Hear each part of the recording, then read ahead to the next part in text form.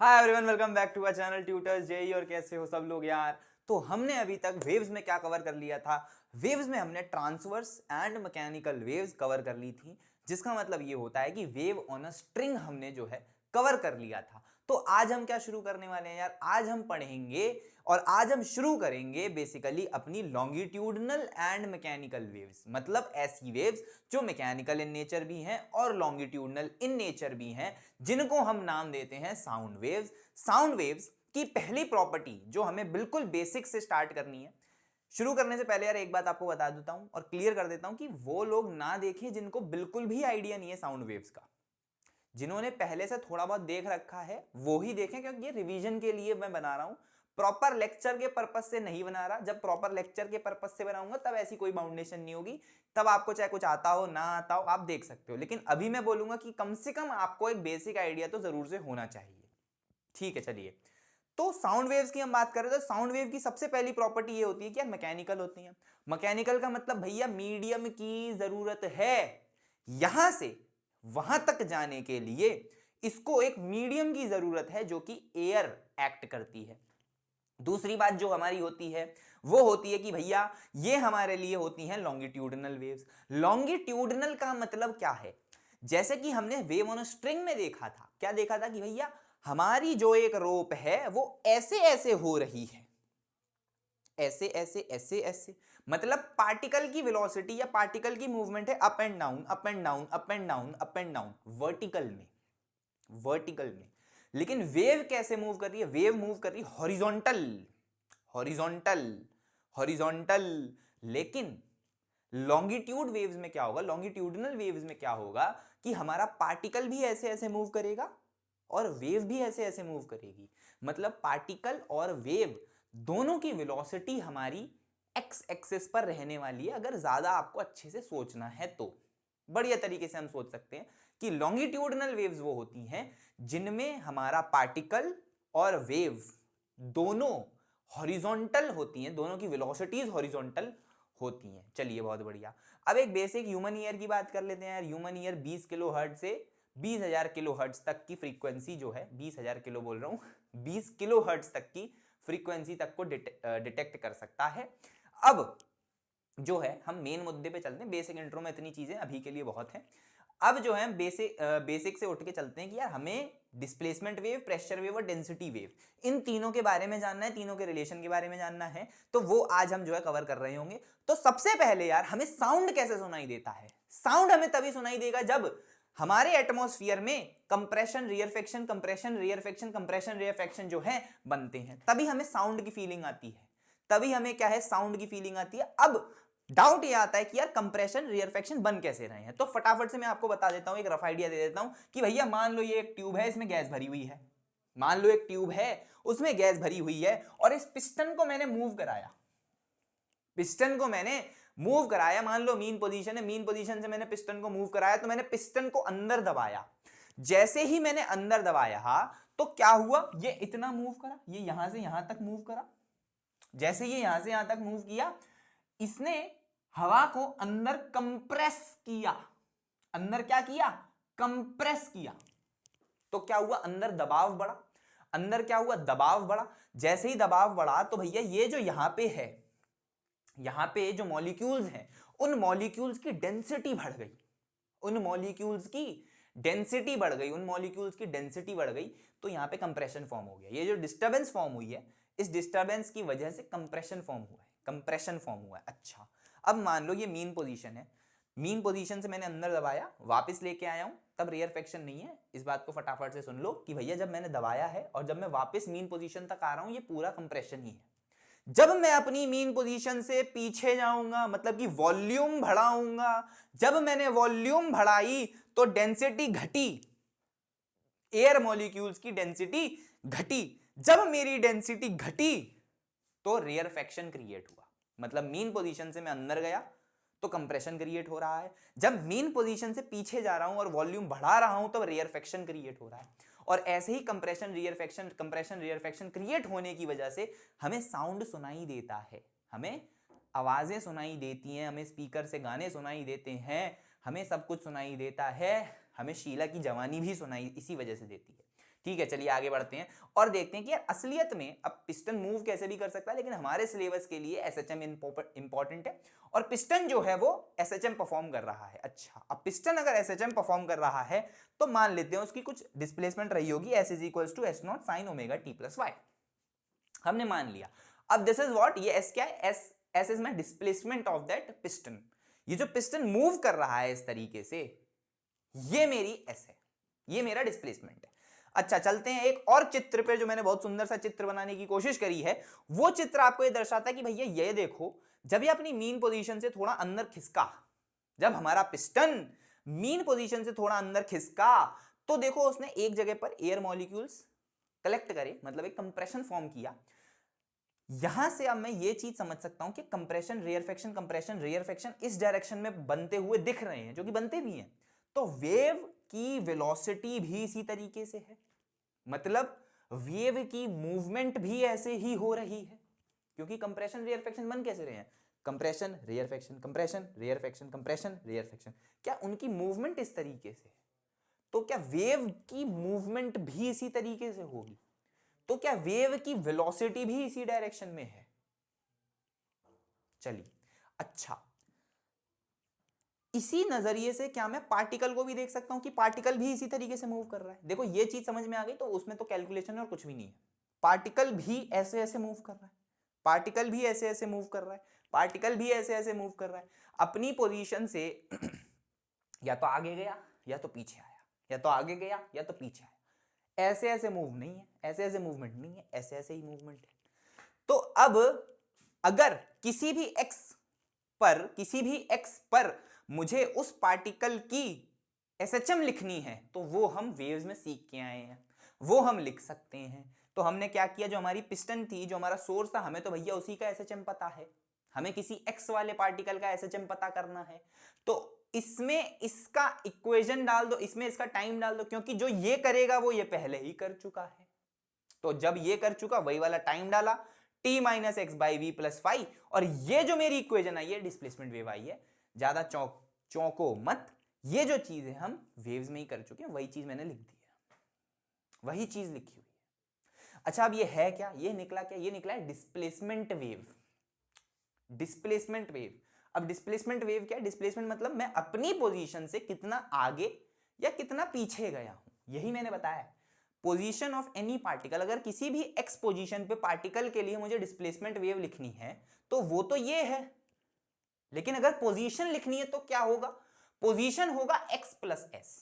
अब कई बच्चे इसमें चौंधिया जाते हैं, ये कैसे, ये क्या चीज है फिर? अगर ये चीज है तो ये क्यों नहीं है? तो इसमें चौंधियाओ मत। असल में इस बात को समझो कि भैया मैं पार्टिकल हूं, साउंड का पार्टिकल हूं, ठीक है, यहां मेरा ओरिजिन है और यहां से एक्स दूरी पर मैं हूं, ठीक है। तो मेरी पोजीशन क्या है, मेरी मीन पोजीशन क्या है? पर्टिकुलरली बात करूं तो एक्स दूरी पर मेरी मीन पोजीशन है, मेरी मीन पोजीशन है। तो यहां से एक्स दूरी पर मेरी मीन पोजीशन, यहां से आगे गया डिस्प्लेसमेंट, यहां से इधर आया minus S plus S minus S, ठीक है। तो अगर मान लो मैं कहीं ऐसी जगह पे हूं जो प्लस एस नहीं है, प्लस एस से थोड़ा कम है, तो मेरा पोजीशन क्या हुआ भैया? एक्स मीन पोजीशन तक आया, मीन पोजीशन में डिस्प्लेसमेंट और ऐड कर दो, ये मेरी पोजीशन है, तो क्या एक्स प्लस एस हुआ? बस इतना ही बताना था। इसके बाद डिस्प्लेसमेंट वेव हमने देख ली। अब आते हैं प्रेशर वेव में। प्रेशर वेव में हम देखेंगे तो सॉलिड्स क्या है हमारे लिए? गामा। सॉलिड्स के लिए यंग्स मॉड्यूलस हम देखते हैं, जो कि होता है F/A L into L upon delta L. Gases और लिक्विड्स के लिए बात करूं तो वहां हमारे पास बल्क मॉड्यूलस होता है। बल्क मॉड्यूलस की बात करूं तो वो होता है V delta P upon delta V, ठीक है, ये सब आपको पता है, minus V delta P upon delta V। अच्छा, अब यहां पे देखो डेरिवेशन से कि भैया प्रेशर वेव कैसे जनरेट होती है। तो प्रेशर वेव अगर हमें देखनी है तो मान लो यहां से x दूरी पर एक dx थिकनेस का हमने एरिया ले लिया या वॉल्यूम ले ली, ठीक है, x दूरी पर dx थिकनेस लिया, x दूरी पर या dx शिफ्ट लिया, x दूरी पर dx शिफ्ट या dx डिस्प्लेसमेंट लिया, ज्यादा पर्टिकुलर वर्ड है, ठीक है भैया। तो ये दे दिया। अब मैंने देखा कि इनिशियली मेरी वॉल्यूम तो a dx हो गई, इनिशियली मेरी वॉल्यूम a dx हो गई भैया, एरिया इंटू dx, ठीक है। अब मान लो कि कुछ टाइम बाद ये वाला जो हमारा पोर्शन है या ये वाली लाइन है, ये कुछ s मूव करी और ये कुछ s प्लस ds मूव करी, ये कुछ s मूव करी, s आगे चली गई, ये वाली कुछ s प्लस ds आगे गई।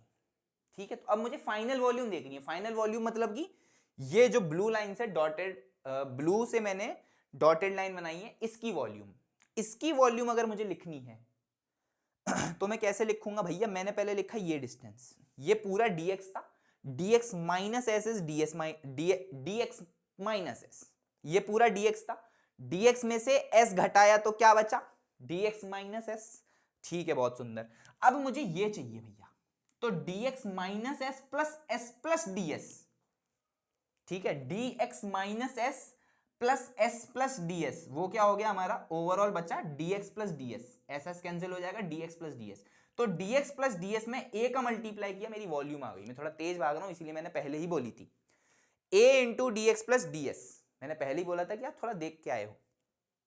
ये मेरी फाइनल वॉल्यूम आ गई a dx प्लस ds। अच्छा, जब मैं चेंज इन वॉल्यूम निकालूंगा, मतलब कि final volume minus initial volume, तो उसको सॉल्व करके मेरे पास डेल्टा वी आ जाएगा ADS। एक बार और बता देता हूं, मेरा मन कर रहा है। ये चीज dx है, मुझे लग रहा है आपको समझ नहीं आया, ये dx है, ये s मूव करा, ठीक है, ये s मूव करा, तो ये s प्लस ds मूव करा।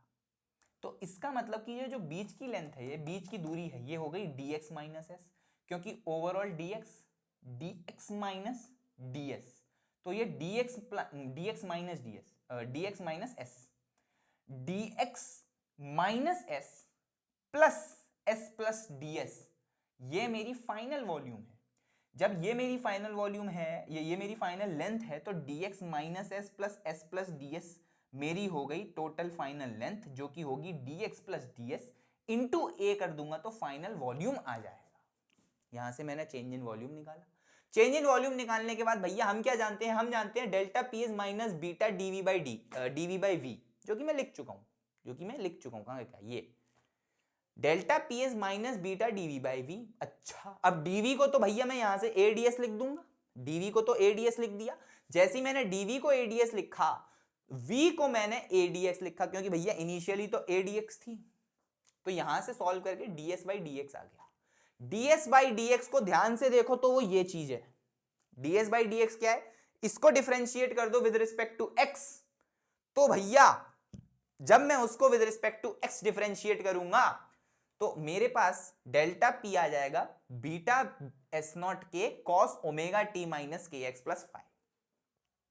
अब ये असलियत में प्रेशर वेव बोलते हैं, लेकिन ये चीज होती है एक्सिस प्रेशर या चेंज इन प्रेशर, क्योंकि ये प्रेशर तो है नहीं, ये तो चेंज इन प्रेशर है। चेंज इन प्रेशर, ये चेंज इन प्रेशर है, ये है प्रेशर एम्पलीट्यूड।